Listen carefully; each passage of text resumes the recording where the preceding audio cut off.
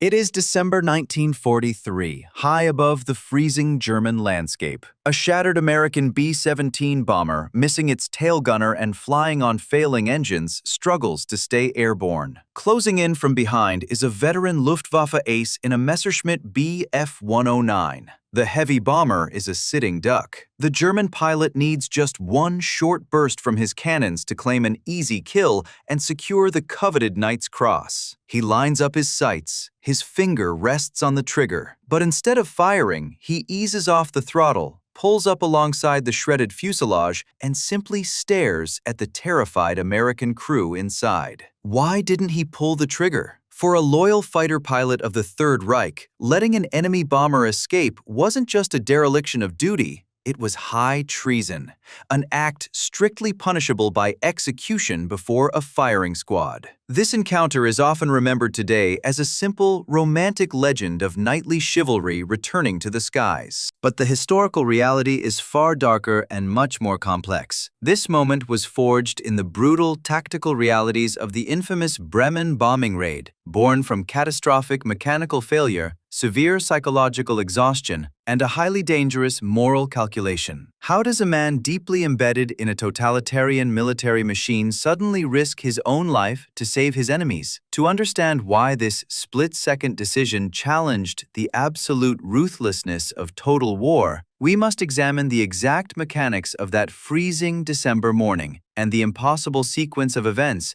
that left a defenseless American crew at the absolute mercy of a German ace. In the bitter winter of 1943, the United States 8th Air Force was locked in an unsustainable war of attrition. The concept of unescorted daylight precision bombing had collided with the brutal realities of German air defenses. Without fighter planes capable of flying all the way to the target and back, American bomber crews were being slaughtered over Europe. To survive the heavily defended airspace of the Third Reich, the bombers relied entirely on the combat box, a tight, staggered flying formation designed to create overlapping fields of heavy machine gun fire. Inside that box, a crew had a fighting chance. Outside of it, they were mathematically doomed. On the morning of December 20th, a 21-year-old second lieutenant named Charles "Charlie" Brown was wrestling with this lethal arithmetic. He was flying his very first combat mission as an aircraft commander, gripping the yoke of a B-17F heavy bomber named Olde Pub. Their target was the heavily fortified Focke-Wulf Aviation plant in the city of Bremen. But as the American Armada approached the target area, the sky turned black with explosive flak. A direct barrage of 88mm anti-aircraft fire bracketed Charlie Brown's bomber, tearing through the aluminum skin with devastating precision. The damage was catastrophic. The explosion completely destroyed the number 2 engine on the left wing and severely damaged number 4 on the right. Shrapnel shattered the plexiglass nose and ripped through the fuselage, instantly killing the tail gunner and wounding several other crewmen. But the most insidious damage was invisible to the naked eye. At 27,000 feet, the ambient temperature was 60 degrees below 0 Fahrenheit. The anti-aircraft fire had severed the bomber's internal oxygen lines and hydraulic cables. Without a steady flow of oxygen, the surviving crew members began slipping into hypoxia, their cognitive functions rapidly slowing down as the freezing wind howled through the open holes in the fuselage. The aircraft's defensive perimeter was virtually eliminated. Half of the 50-caliber machine guns were either frozen solid or hopelessly jammed. Ye Olde Pub was no longer a weapon of war. It was a flying shipwreck, barely clinging to the thin air. Far below, on a frigid airstrip in northern Germany, the reality of the air war looked entirely different, yet equally desperate. The Luftwaffe was bleeding out, tasked with the impossible job of defending a collapsing airspace against overwhelming Allied industrial production. Standing next to his Messerschmitt Bf-109 was Oberleutnant Franz Stigler, a 28-year-old veteran fighter pilot. He was physically and mentally exhausted. He had already flown a brutal morning sortie against the American Armada, and his fighter was sitting on the tarmac with a bullet hole straight through the radiator. There was no time for proper repairs. Ground mechanics were frantically pumping aviation fuel into the tanks and loading 30mm shells into the cannons. For the Nazi regime and the German High Command, the defense of the Reich was a war of absolute annihilation. Enemy airmen were officially branded as terror flyers, and showing any degree of mercy was institutionally forbidden. Furthermore, the incentive structure for German pilots was highly calculated and deeply entrenched. Stigler currently had 27 confirmed aerial victories. Under the Luftwaffe's rigid scoring system, shooting down just one more 4-engine heavy bomber would earn him the Knight's Cross, the regime's most coveted military award. He was a professional killer, operating inside a totalitarian military machine, heavily incentivized to pull the trigger. Yet, Stigler carried a distinct psychological anchor from his time fighting in the North African campaign. His former commander, Gustav Rodel, had relentlessly drilled a strict, almost archaic professional code into his men, warning them, "You fight by rules to keep your humanity. If I ever see or hear of you shooting at a man in a parachute, I will shoot you myself." This personal standard stood in stark, silent defiance of the merciless reality of the wider war. Back at 27,000 feet, the physics of survival finally broke down for Charlie Brown. With 2 engines failing, the crippled B-17 could no longer maintain the required airspeed. Slowly and agonizingly, Ye Olde Pub began to slide backward. The rest of the American squadron pushed ahead toward the horizon, leaving a widening gap of empty sky. In the cruel lexicon of the 8th Air Force, Charlie Brown had just become a straggler. He was entirely isolated, stripped of the combat box's protective fire and dragging a visible plume of smoke across the hostile German sky. To the radar operators tracking the bomber stream from the ground, the isolated B-17 was an ultimate priority target. Down on the runway, Franz Stigler's engine roared to life, and the Messerschmitt clawed its way up toward the struggling bomber. Falling behind the American formation was a death sentence. Without the overlapping crossfire of the combat box, Ye Olde Pub was completely stripped of its defense. The crippled B-17 was steadily losing altitude, wallowing through the freezing air. To any German fighter pilot patrolling the sector, a solitary heavy bomber was the ultimate prize, a guaranteed defenseless target. Climbing rapidly from his airfield, Franz Stigler spotted the lumbering giant. The math of the interception was simple. His Messerschmitt Bf-109 possessed a massive speed advantage, and he effortlessly closed the distance. Stigler executed a textbook approach, sweeping in from the rear to secure a lethal firing angle. He expected the bomber's tail guns to pivot and unleash a desperate barrage of 50-caliber tracers. Anticipating the muzzle flashes, he aligned the silhouette of the American aircraft perfectly inside his Revi gun sight. His thumb hovered over the firing button. A brief burst of 30mm cannon fire would rip the bomber apart and secure his Knight's Cross. But as the distance shrank from hundreds of yards to a mere boat length, the expected defensive fire never came. Stigler eased off the throttle, matching the bomber's sluggish speed just off its right horizontal stabilizer, and peered at the shattered aluminum skin. What he saw instantly shattered his expectation of a standard interception. The tail gunner's compartment was virtually obliterated, the twin gun barrels hanging uselessly toward the earth. Inside the ruined position, the gunner lay visibly dead, his blood frozen solid against the jagged plexiglass. Moving his fighter cautiously along the fuselage, Stigler looked directly through the gaping holes torn by the German flak. The interior was a freezing nightmare. He saw wounded men slumped over their stations, battered by the severe slipstream, physically incapacitated and entirely incapable of manning their jammed machine guns. The aircraft was structurally ruined, lacking a left elevator and missing massive sections of its rudder. The surviving Americans inside were not combatants preparing to return fire. They were half-conscious, heavily frostbitten men, struggling simply to keep a doomed machine from plummeting into the German countryside. Stigler sat in his cockpit, fully armed, holding absolute tactical superiority. The aircraft filling his gun sight was a designated enemy of the Reich. The kill was guaranteed. The reward was waiting. The mechanical precision of the Messerschmitt's weapon system was absolute. All Franz Stigler had to do was apply a fraction of an inch of pressure to the firing button on his control stick. The electrical circuit would close, the nose-mounted cannon would cycle, and high-explosive 30mm shells would instantly tear through the fragile cockpit of the American bomber. The execution would take less than 2 seconds. He had done it before. He was highly trained to do it. But staring through the illuminated reticle of his Revi gun sight, the veteran German ace experienced a profound psychological fracture. The rigid indoctrination of the Third Reich, the promise of the Knight's Cross, the strict orders of the Luftwaffe High Command, all of it suddenly dissolved against the visceral, undeniable horror of what he was actually looking at. Through the gaping, ragged holes in the B-17's fuselage,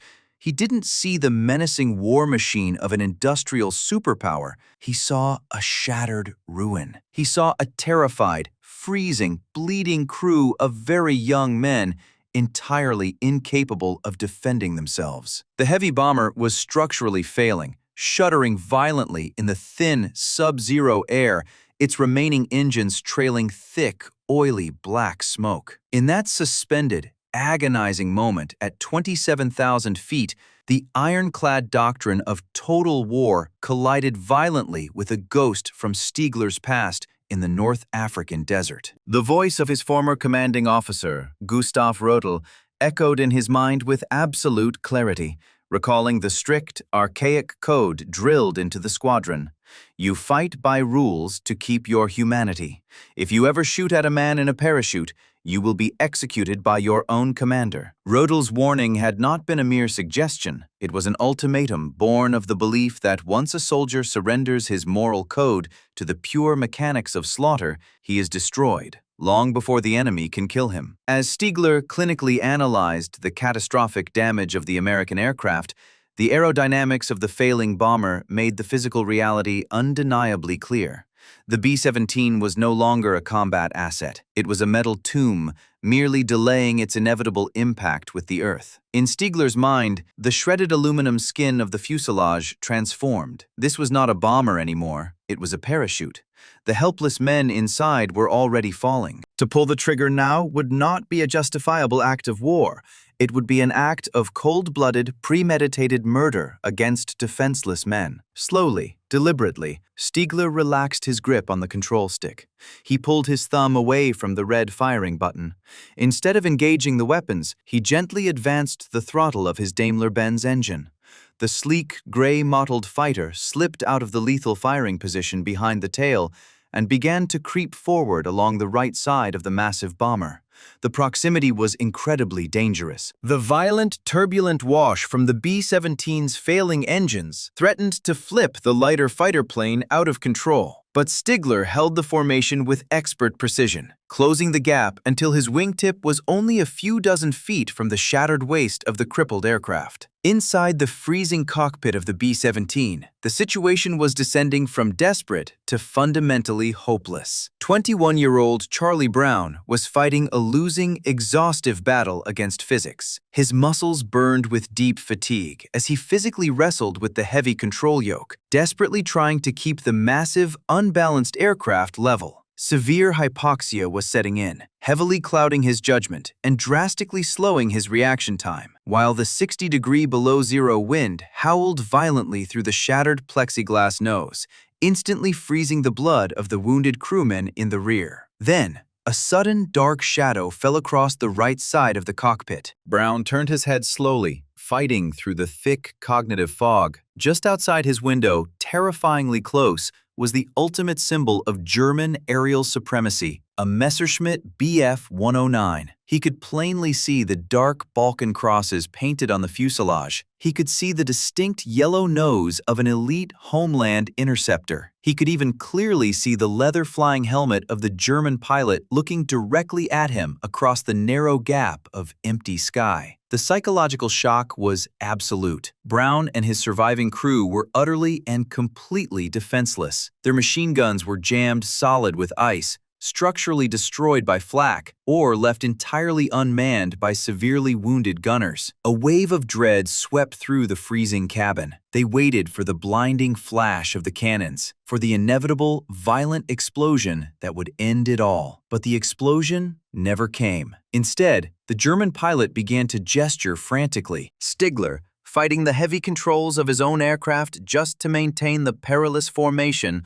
locked eyes with the young American commander. Stigler began jabbing his gloved hands sharply downward. He nodded his head forcefully, motioning repeatedly toward the sprawling German countryside rolling past thousands of feet below them. The tactical logic was completely transparent and perfectly rational to the Luftwaffe veteran. The American bomber was critically damaged. It would absolutely never make it back across the freezing expanse of the North Sea. But just below them were well-equipped German airfields. If the Americans landed, they would be immediately captured, interrogated by intelligence officers, and placed in prisoner-of-war camps. They would lose their freedom for the duration of the conflict, but they would survive the war. More importantly, the heavily bleeding crewmen in the back of the devastated fuselage would receive immediate, life-saving medical attention from skilled German military doctors. Stigler was aggressively pleading with them to surrender to save their own lives. Charlie Brown stared back through the frosted glass of the cockpit,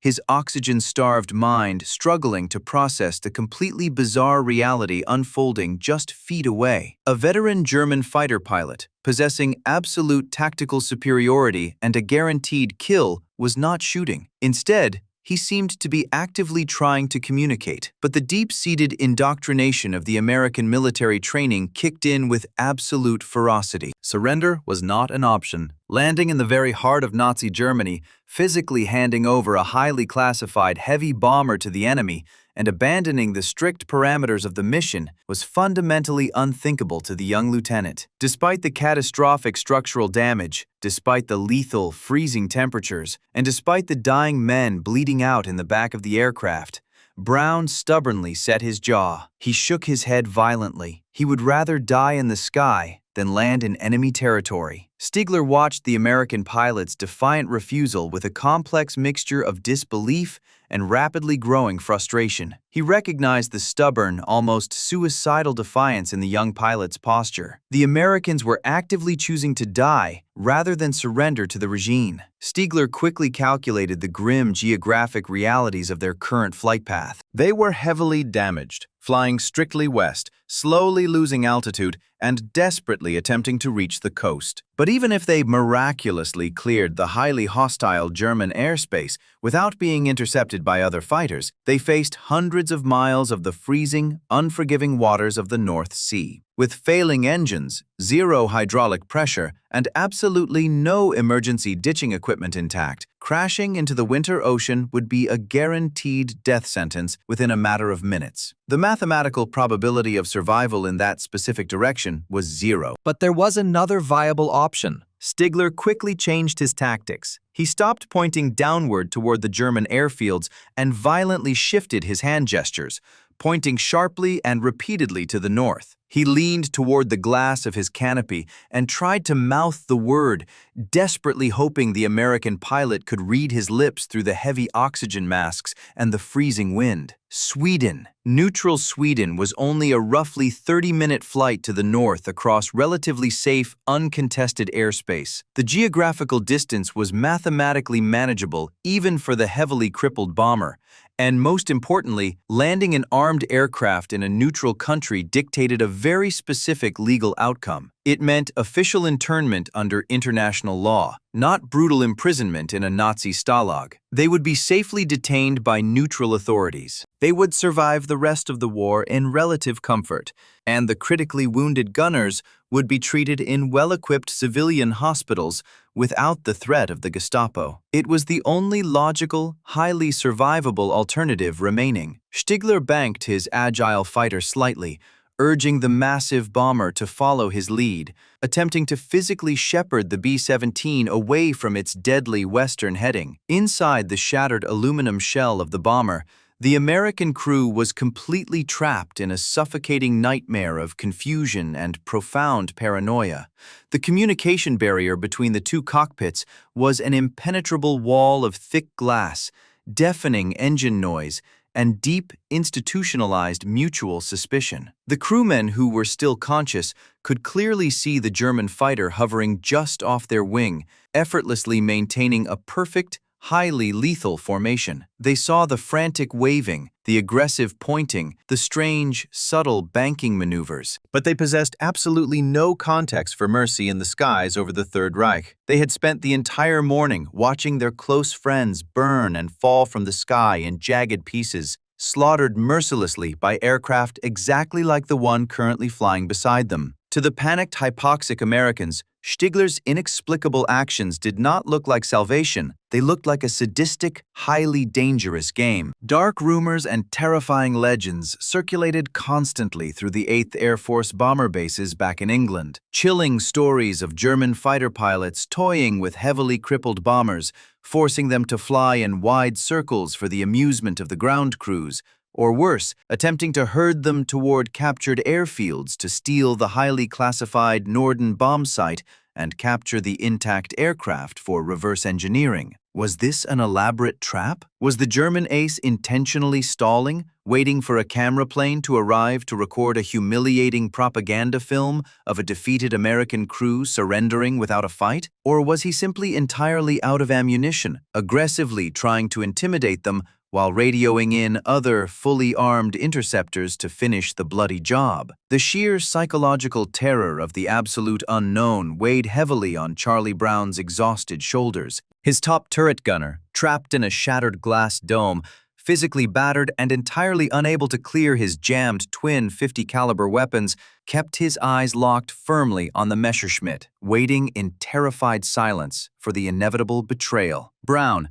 gripping the heavy control yoke with white-knuckled intensity, made his final, definitive decision. He would absolutely not trust the enemy. He would not turn north to an entirely unknown fate. He would strictly stick to the mission parameters, no matter the physical cost. He kept his eyes locked straight ahead, stubbornly holding his heading strictly to the west, aggressively forcing the failing engines to pull them inch by painful inch toward the distant, freezing waters of the North Sea, clinging to the impossible hope of reaching the United Kingdom. As the massive American bomber stubbornly maintained its westward heading, a cold, creeping realization began to wash over Franz Stigler. The tactical situation was rapidly deteriorating, and the acute danger was expanding far beyond the cockpits of the two aircraft. By choosing to stay in tight formation with the enemy bomber, Stigler had crossed a terrifying, irreversible threshold. He was no longer just passively sparing an enemy aircraft. He was actively and visibly escorting one, and he was doing it in broad daylight over heavily populated German territory, right under the watchful, highly paranoid eyes of the Third Reich's extensive air defense network. With every passing minute, with every slow mile they dragged themselves toward the coast,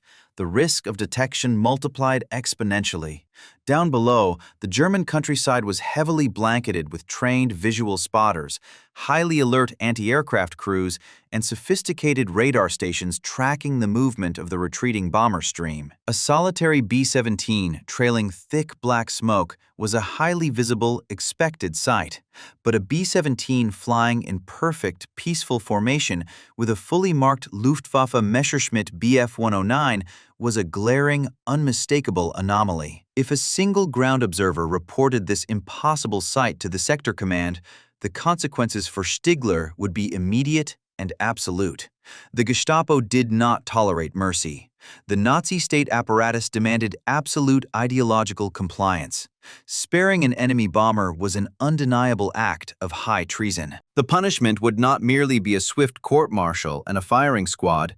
Under the brutal laws of collective punishment, his entire family in Germany could be explicitly targeted, arrested, or sent to concentration camps for his singular act of betrayal. He was risking everything, casually trading his own life, his military honor, and the safety of his family for the lives of the strangers shivering inside the metal tube beside him. Furthermore, the strict mechanical reality of his own fighter plane was rapidly becoming a critical issue. The Bf-109 was a high-performance, short-range interceptor, not an endurance escort fighter. His fuel gauges were slowly but steadily dropping toward the critical red line. He had already flown a highly demanding, high-throttle combat sortie that morning, and the frantic refueling on the airstrip had not provided him with an unlimited supply of aviation gas. He simply could not stay with them forever. Soon, the engine of his Messerschmitt would sputter and violently die from fuel starvation, forcing him to bail out over the very territory where he was currently committing treason. But the most immediate, terrifying threat lay straight ahead. As the crippled B-17 lumbered slowly westward, stubbornly refusing to turn north toward safety, the hazy, indistinct outline of the European coastline began to emerge on the horizon. This was not the safety of the open ocean. This was the highly fortified Atlantic Wall. The German coastline was a massive defensive fortress, bristling with the most dense and lethal concentrations of anti-aircraft artillery on the entire European continent. Hundreds of heavy 88mm and 105mm flak batteries were positioned deliberately along the coastal dunes and islands, specifically designed to annihilate returning Allied bombers. The gun crews down there were highly trained, thoroughly supplied with ammunition, and actively scanning the clear skies for easy stragglers like the crippled aircraft flying beside him. Charlie Brown, struggling just to keep his wings level, was flying completely blind into a massive wall of iron and fire. The lumbering, heavily damaged B-17, flying at a highly dangerous low altitude with absolutely no evasive capabilities, would be a virtually unmissable target for the elite coastal gunners. They wouldn't even need to use radar tracking. They could just point and shoot. If the bomber crossed that highly defended coastline alone, the flak batteries would tear the shredded aircraft into 1,000 burning pieces in a matter of seconds. Stigler looked from the stubborn, unyielding American pilot to the rapidly approaching coastline, realizing with absolute dread that his highly treasonous decision to spare the bomber would mean absolutely nothing if they were blasted out of the sky by his own countrymen in the next 5 minutes. The Atlantic Wall was dead ahead, and passive mercy was no longer enough. If Stigler simply peeled away and returned to his base, the coastal batteries would instantly recognize the crippled American straggler and tear it out of the sky. To keep the bomber crew alive, the Luftwaffe ace had to cross the line from silent disobedience into active, calculated treason. He made a desperate tactical choice, weaponizing the very silhouette of his own fighter. Pushing the throttle forward, Stigler closed the distance until he was tucked dangerously tight against the B-17. He positioned his Messerschmitt in an incredibly close formation, intentionally presenting a highly confusing visual puzzle to the anti-aircraft crews below. From the ground, the optical illusion was striking. The spotters manning the heavy 88mm guns wouldn't just see a doomed American bomber, they would see the unmistakable profile of a German interceptor, seemingly flying in perfect harmony with the enemy. Stigler was gambling his life on a strict military protocol. German flak gunners were forbidden from firing on any target where they risked hitting one of their own aircraft. By pulling his fighter so tightly against the shattered fuselage, Stigler was projecting a false narrative to the ground commanders. He was daring them to assume he had commandeered the crippled B-17 and was personally escorting a captured prize. But it was a terrifying bluff. He was literally using his own machine as a physical shield against his own military. As the unlikely formation descended toward the fortified coastline, the heavy flak barrels below began to pivot and track their slow, agonizing progress. Down in the bunkers, German gun commanders peered through their binoculars, their hands resting on the firing lanyards, trying to make sense of the impossible sight drifting directly into their lethal airspace.